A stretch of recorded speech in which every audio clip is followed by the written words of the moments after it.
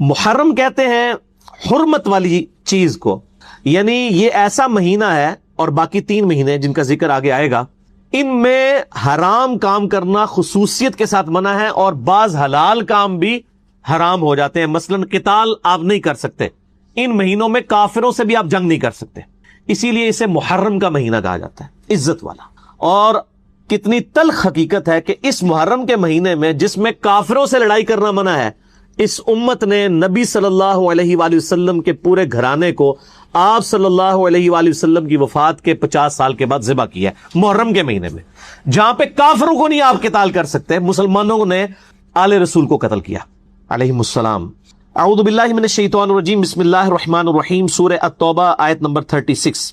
ان عدت الشہور عند اللہ 12 شہرا فی کتاب اللہ، بے شک اللہ کے ہاں مہینوں کی گنتی ہے 12 اللہ کی کتاب لوح محفوظ میں. یوم خلق السماوات والارض، اس دن سے جس دن سے اللہ نے آسمانوں اور زمین کو پیدا کیا ہے 12 مہینے ہیں سال کے. منہا اربعۃ حرم، ان میں سے 4 مہینے ہیں حرمت والے، قرآن میں ان کا ذکر نہیں، وہ احادیث میں آیا. ذالک الدین القیم، یہ ہے سیدھا دین.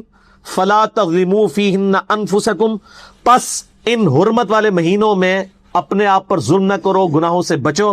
وقاتل المشرکین کافہ، اور مشرکین سے قتال کرو پورا پورا. کما یقاتلونکم کافہ، جیسا کہ وہ تم سے قتال کرتے ہیں. وَاعْلَمُوا أَنَّ اللَّهَ مَعَ الْمُتَّقِينَ، لیکن یہ بھی جان لو کہ اللہ تعالیٰ پرہیزگاروں کے ساتھ ہے. یعنی کافر اگر محرم میں تم پر جنگ تھوپ دیں پھر تم جنگ لڑ سکتے ہو، ادروائز تم یعنی انیشیٹو نہیں جنگ کا لے سکتے. اگلی آیت میں آتا ہے انما النسیء زیادۃ فی الکفر یضل بہ الذین کفروا، ان مہینوں کے معاملے میں زیادتی کرنا کفر ہے، اور یہ اس سے وہ لوگ گمراہ ہوئے ہیں جو کہ کفر اختیار کرنے والے ہیں. یحلونہ عاما ویحرمونہ عاما، ایک سال تو وہ حرمت والے مہینوں کو حلال ٹھہرا لیتے ہیں اور اگلے سال اسی کو حرام ٹھہرا لیتے ہیں.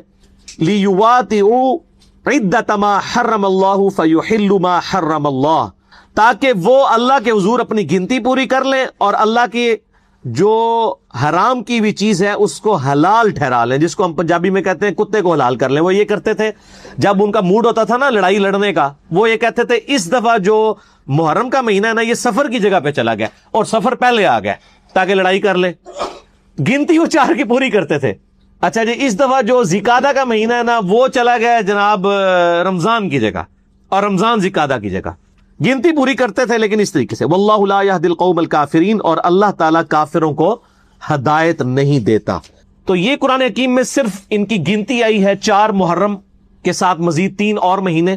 البتہ کفار مکہ کو یہ چیز عملی تواتر سے سنت ابراہیمی سے یہ بات پتہ تھی کہ یہ 4 مہینے کون سے ہیں، جیسا کہ قرآن حکیم میں الحج اشہر معلومات، حج کے مہینے سب کو پتہ ہیں.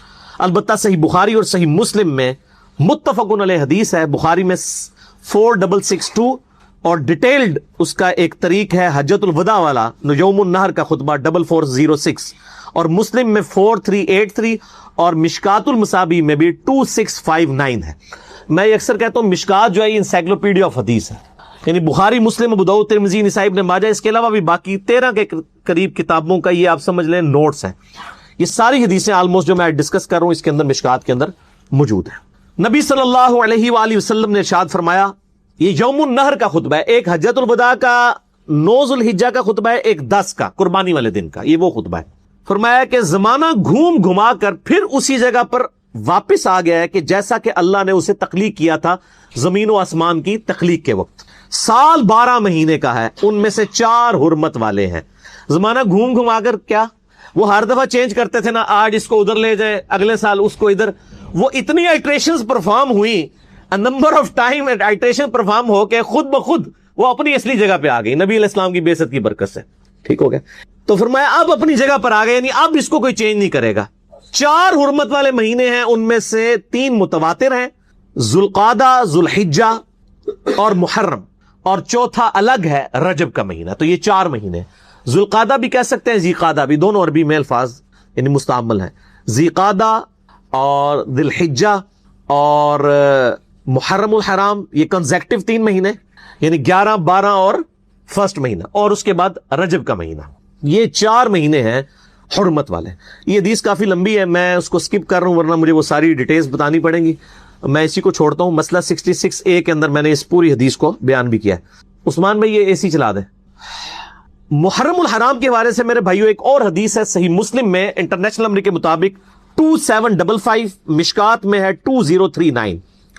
ابن عباس رضی اللہ تعالی عنہما کا بیان ہے کہ نبی صلی اللہ علیہ وآلہ وسلم نے فرمایا رمضان مبارک کے بعد سب سے بہترین روزہ اللہ کے مہینے محرم کا روزہ ہے. یعنی محرم کا مہینہ کس کا مہینہ ہے؟ اللہ کا. اور رمضان کے بعد سب سے افضل روزہ اس کا ہے. اور پھر ابن عباس کا ساتھ ہی کہنا ہے کہ نبی علیہ السلام نے یہ بھی فرمایا فرض نماز کے بعد سب سے افضل نماز رات کی یعنی تہجد کی نماز ہے. جس طرح تہجد نفلی نمازوں میں سب سے افضل ہے، اسی طریقے سے نفلی روزوں میں سب سے افضل روزے محرم اللہ کے مہینے کے روزے ہیں. ویسے تو سارے مہینے ہی اللہ کے ہیں، جس طرح مسجد اللہ کا گھر ہے لیکن بیت اللہ خاص اللہ کا گھر ہے، خانہ کعبہ. اسی طریقے سے سارے مہینے اللہ کے ہیں لیکن محرم الحرام اسپیسیفکلی اللہ تعالیٰ نے اس کو اپنے ساتھ فضیلت دی ہے. اور تاریخ گواہ ہے کہ اللہ تعالیٰ کی قدرت کے بڑے بڑے فیصلے جو ہیں وہ محرم الحرام میں ہوئے ہیں. خصوصاً 10 محرم عاشورہ کا دن اسلام سے پہلے بھی قریش مکہ میں بھی سیلیبریٹ ہوتا تھا، بخاری مسلم میں حدیث موجود ہیں، اور یہود و نصارہ کے اندر بھی. اور آپ اگر اسلامی تاریخ پڑھیں تو آپ کو ڈیٹیل سے یہ چیز ملے گی کہ بخاری مسلم میں تو صرف اتنا آیا نا کہ 10 محرم کے دن فرعون کو ڈبویا گیا اور موسیٰ علیہ السلام کو نجات ملی.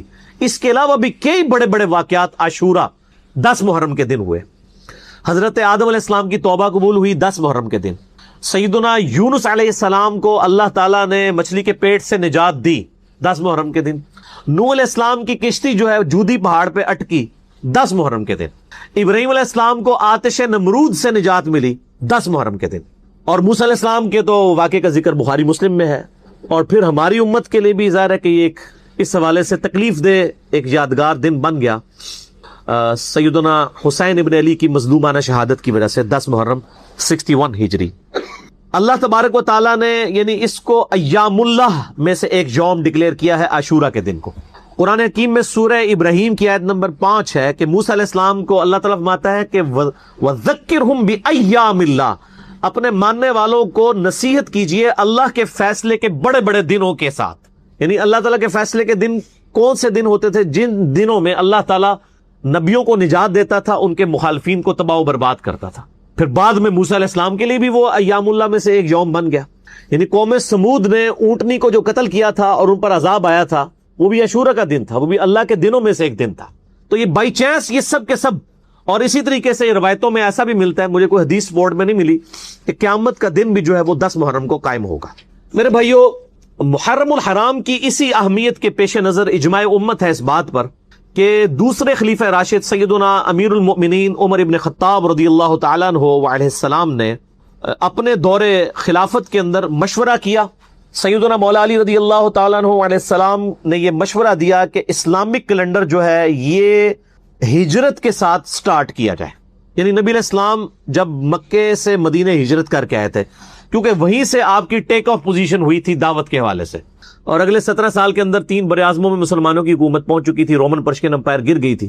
اور سیدنا عثمان غنی رضی اللہ تعالیٰ نے یہ مشورہ دیا کہ پہلا مہینہ جو ہے وہ محرم کا رکھا جائے، جو اللہ کا مہینہ ہے، حرمت والا مہینہ ہے. اگرچہ نبی صلی اللہ علیہ وآلہ وسلم نے ہجرت ربیع الاول کے مہینے میں کی ہے، لیکن اس کو پہلا مہینہ شمار نہیں کیا گیا. ہجرت والے سال کو تو پہلا سال لیا گیا لیکن ربیع الاول کو پہلا مہینہ شمار نہیں کیا گیا. اللہ کی نسبت کی وجہ سے حرمت والا مہینہ محرم الحرام کو پہلا مہینہ اسلامی کیلنڈر کا قرار دیا گیا. اور یہ حضرت عمر کی ایک بہت بڑی ایک سمجھ لیں خدمت تھی، اور سیدنا علی اور عثمان کے جو مشورے تھے کہ پھر پوری جو امت ہے وہ انہی تاریخوں کے اوپر کھڑی ہے. آج ہم جب بات کرتے ہیں ہم کہتے ہیں کہ نبی علیہ السلام نے ہجرت کے بعد 2 ہجری کے اندر غزوہ بدر لڑی، 3 ہجری کے اندر غزوہ احد ہوئی، 5 ہجری کے اندر غزوہ خندق ہوئی، 6 ہجری کے اندر صلح حدیبیہ ہوئی، 7 ہجری کے اندر غزوہ خیبر ہوئی، 8 ہجری کے اندر فتح مکہ ہوا، اور غزوہ حنین بھی 8 ہجری کے اندر، اور 9 ہجری کے اندر غزوہ تبوک پہ نبی علیہ السلام تشریف لے گئے رومن امپائر کے خلاف، لیکن وہ پہلے ہی بھاگ کے چلے گئے، جنگ ہوئی نہیں. اور اس کے بعد نبی علیہ السلام 1-1.5 سال کے بعد وفات پا گئے، اور پھر 14 ہجری کے اندر جنگ یرموک ہوئی رومن امپائر کے خلاف، اور وہ مسلمانوں کے سامنے گھٹنے ٹیک گئے، جزیہ دینے پہ آمادہ ہو گئے، اور 14 ہجری میں ہی 3-4 مہینے کے بعد جنگ قادسیہ لڑی گئی پرشین امپائر کے خلاف۔ وہ تو پوری کی پوری امپائر مسلمانوں کے پاس آ گئی، اور 2 سپر پاورز جو صدیوں سے پوری دنیا پہ حکمران تھی وہ مسلمانوں کے قدموں میں ٹھہر ہو گئی آندہ 1000 سال کے لیے آلموسٹ۔ یعنی وہ اس وقت جو زور لگا نا، وہ پھر 1000 سال تک اس کا پھر مسلمانوں نے پھل کھایا، یعنی محنتیں اس وقت ہوئی، بعد کے لوگ پھل کھاتے رہے۔ اور اس کے بعد بھی آپ دیکھ لیں، ہم جب بھی کسی یعنی صحابی کی بات کرتے ہیں سن وفات کی تو ہم ہجری میں ہی بات کرتے ہیں۔ حضرت ابوبکر نبی علیہ السلام سے شروع کر دیں، آپ صلی اللہ علیہ وآلہ وسلم کی سن وفات 11 ہجری، سیدنا ابوبکر 13 ہجری، سیدنا عمر 23 ہجری 26 ذوالحجہ۔ یکم محرم نہیں، یہ جعلی گل ہے، آپ اندازہ کریں، آپ گوگل پہ جا کے لکھیں کہ حضرت عمر کی بایوگرافی تو 26 ذوالحجہ پتہ چلے گا آپ کو۔ اور یہ صرف پاکستان انڈیا میں یکم محرم منائی جا رہی ہے، وہ بھی کوئی 20-25 سالوں سے، باقی پوری دنیا کو نہیں پتا کہ یکم محرم ہے۔ یہ 10 محرم کو نیچے کرنے کے لیے انہوں نے ایک جعلی چیز گھڑی، میں انشاءاللہ اینڈ پہ بتاؤں گا بھی۔ اس کے بعد سیدنا عثمان 35 ہجری، سیدنا علی 40 ہجری، اور اسی طریقے سے آخری صحابی 110 ہجری میں ابو طفیل عامر بن واصلہ فوت ہوئے۔ اور پھر تابعین میں آ جائیں، حسن بصری، ابن سیرین، یہ دونوں 110 ہجری میں فوت ہوئے۔ امام زہری 124 ہجری میں، امام جعفر علیہ السلام 148 ہجری میں، امام حنیفہ 150 ہجری میں، امام مالک 179 ہجری میں، امام شافعی 204 ہجری میں، اس کے بعد احمد بن حنبل 241 ہجری میں، امام بخاری 256 ہجری میں، اور اس کے بعد امام مسلم 261 ہجری میں۔ یہ کنٹینیوس آپ سب کچھ ہجریوں میں ہی گنا جا رہا ہوتا ہے، ٹھیک ہو گیا۔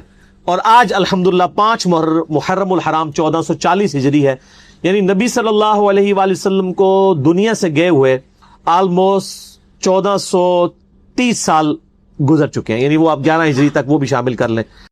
آخری 2 حدیث انتہائی کریٹ، خصوصاً ان لوگوں کے لیے جن کے پاس مال و دولت نہیں، تو کیا وہ اللہ کی راہ میں صدقہ اور خیرات کرنے کا ثواب حاصل کر سکتے بغیر مال خرچ؟ تو الحمدللہ دین غریبوں کو کہیں نہیں بھول، یہی مال خرچ کرنے کے جو اتنے فضائل آئے، یہ بغیر مال خرچ کیے بھی حاصل کیے۔ یہ آخری 2 حدیثیں میں نے رکھی تھی آج کا لیکچر۔ 7ویں حدیث بخاری اور مسلم کی متفق حدیث ہے، بخاری میں 2999 اور مسلم میں 2335۔ آپ صلی اللہ علیہ وسلم فرمایا، انسان کے ہر جوڑ پر صدقہ کرنا واجب۔ پھر آپ صلی اللہ علیہ وسلم نے 5 باتیں ارشاد فرمائیں۔ ہر جوڑ کا صدقہ کیسے دیا جائے؟ دوسری حدیث بخاری اور مسلم میں آتی ہے کہ 360 جوڑ ہیں، ہر جوڑ کا صدقہ دینا ہے۔ 5 باتیں اس بخاری اور حدیث میں آپ نے فرمائی۔ 2 آدمیوں کے درمیان عدل کرنا بھی صدقہ ہے۔ نمبر 2، آدمی کی سواری کے بارے میں اس کی مدد کرنا اور اسے سواری پر بٹھانا اور اس کا سامان رکھوانا بھی۔ دیکھ لیں، مطلب کوئی بندہ ہے، اکثر ہوتا ہے الحمدللہ، میں نے تو جب سے یہ حدیث پڑھی ہوئی ہے، کوئی میں راستے میں دیکھوں کو سیب گر گئے یا سب گئی ہے تو موٹر سائیکل روک کے، تو یہ بھی صدقہ ہے مفت کا۔ نمبر 3، اچھی بات کرنا بھی صدقہ، کوئی بھی اچھی بات ہے وہ صدقہ، کسی کو کوئی نیکی کی بات بتا دینا۔ نمبر 4، نماز کی طرف قدم اٹھانا بھی مفت میں، کوئی پیسے نہیں لگیں گے۔ نمبر 5، راستے سے تکلیف دہ چیز دور کر دینا بھی۔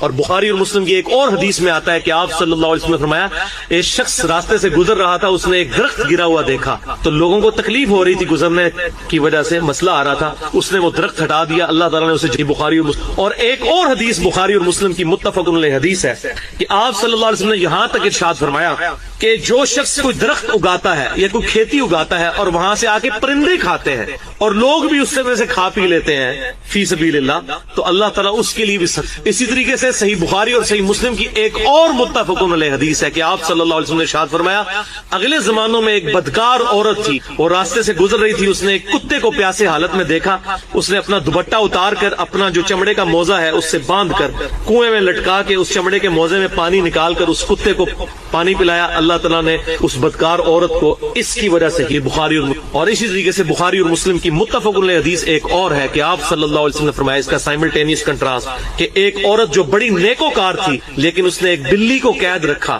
اور اس کو کھانے پینے کے لیے باہر نہیں نکلنے دیا یہاں تک کہ بلی مر گئی. اللہ تعالیٰ نے اس بلی کے قتل کی وجہ سے اللہ تعالیٰ نے تو بھائیو یہ معاملات بڑے مشکل ہیں, اتنے آسان معاملات نہیں ہیں. آخری حدیث 8ویں, موسٹ امپریسو حدیث آئی ہیو ایور, اس سے زیادہ کوئی میں نے امپریسو آج تک نہیں, اور یہ صحیح مسلم میں ہے 2329. آپ صلی اللہ علیہ وسلم نے 7 چیزوں کے بارے میں فرمایا کہ یہ سب دیکھتے جائیں. نمبر 1, ہر تسبیح سبحان اللہ کہنا صدقہ. نمبر 2, ہر تکبیر اللہ اکبر کہنا صدقہ ہے. ہم الحمدللہ تسبیحات فاطمہ پڑھتے ہیں نا نماز کے بعد 33 دفعہ سبحان اللہ. یہ بخاری اور متفق علیہ حدیث سنت کے ہاں بھی ہے تشیع کی. اور صلاۃ و تسبیح والا جو میرا لیکچر ہے اس میں سبحان اللہ الحمدللہ کہ میں نے کتنے فضائل لا الہ الا اللہ اللہ اکبر کے بتائے ہیں, مسئلہ نمبر 91 کے. نمبر 3, ہر تحمید صدقہ ہے الحمدللہ کہنا. نمبر 4, ہر تحلیل صدقہ ہے لا الہ الا اللہ. نمبر 5, ہر نیکی کی بات کا حکم دینا صدقہ ہے امر بالمعروف. نمبر 6, ہر برائی سے منع کرنا صدقہ یعنی نہیں انل. نمبر 7, اب حیران ہو, تمہارا اپنی بیوی کے ساتھ ازدواجی تعلق قائم کرنا بھی ہے, بیوی کے ساتھ صحبت کرنا بھی صدقہ. اب صحابہ اس پہ جو آگے پریشان ہو گئے جس طرح ہم بھی ہو گئے, تو صحابہ نے اس بات کو حضور سے دوبارہ پوچھا, کہا یا رسول اللہ صلی اللہ علیہ وسلم کیا بیوی کے ساتھ شہوت پوری کرنا بھی صدقہ ہے؟ تو آپ صلی اللہ علیہ وسلم فرمایا ہاں مجھے بتاؤ اگر کوئی شخص یہی ضرورت کسی ایسی عورت سے پوری کرے جو اس کے لیے حلال نہیں ہے تو کیا اسے گناہ ملے گا؟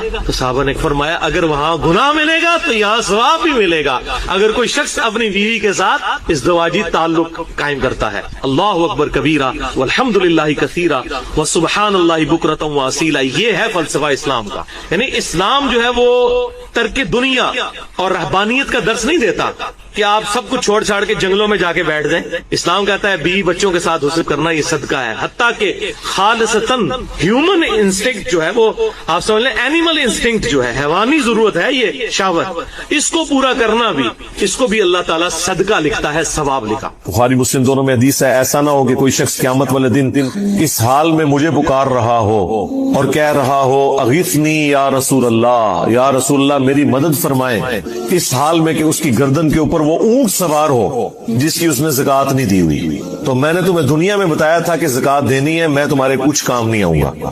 ایسا نہ ہو کسی کی گردن پہ گائے سوار ہو اور وہ چیخیں مار مار کے مجھے پکار رہا ہو اغیثنی یا رسول اللہ, تو میں نے تمہیں دنیا میں بتایا تھا کہ زکات دینی ہے, میں تمہارے کچھ کام نہیں آؤں گا.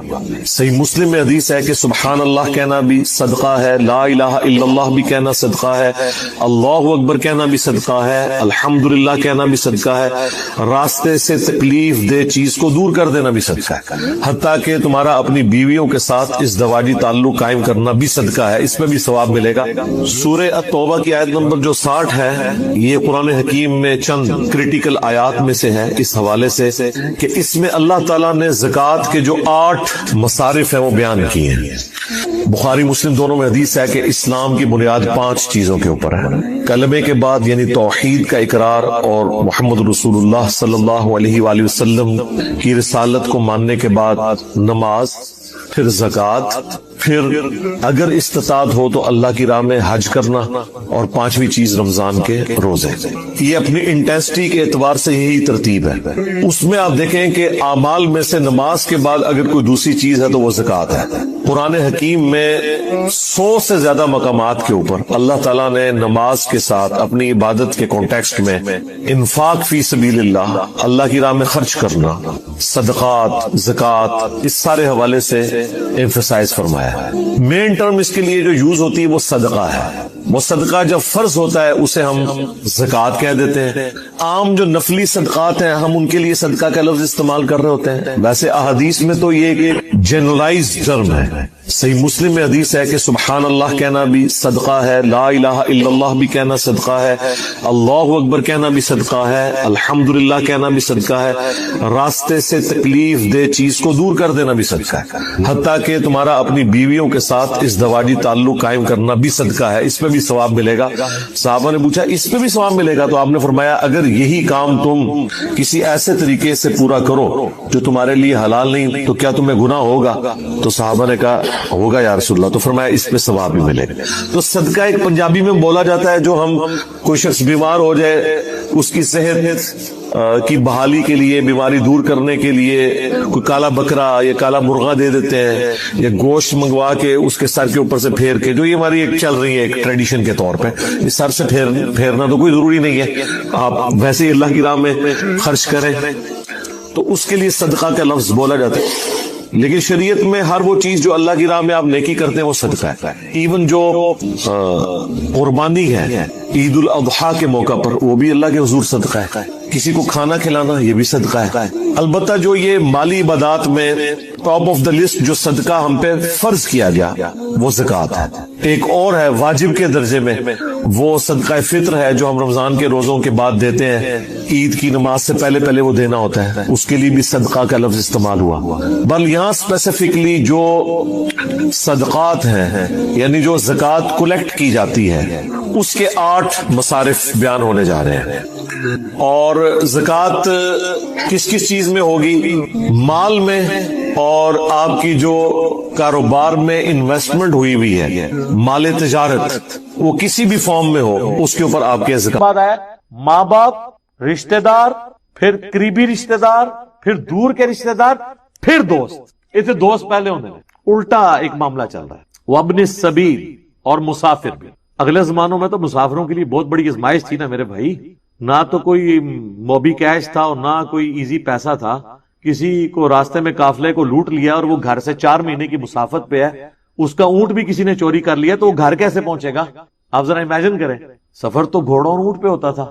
ایون آج کے زمانے بھی اگر آپ کے پاس کرایہ نہیں ہے تو آپ کس طرح, ایک بندہ کراچی سے اسلام آباد آتا ہے, یہاں اس کی جیب کٹ گئی اور پیسے بھی کسی سے وہ مانگ نہیں سکتا, پیچھے اس کا کوئی ہے نہیں جو اس کو دے, تو ظاہر ہے ادھر ہی وہ کسی سے مدد کے لیے کرے گا, مجھے کم از کم ٹکٹ تو لے دیں. تو اس لیے مسافر کا حق آج بھی اسی طریقے سے امپورٹنٹ. لیکن اس میں یہ کرنا چاہیے, جو پروفیشنلز ہیں نا, ان کو گاڑی میں بٹھا کے آنا چاہیے, ان کو پیسے نہ دیں ٹکٹ کے, کیونکہ زیادہ تر یہ فراڈیے بھی ہوتے ہیں نا.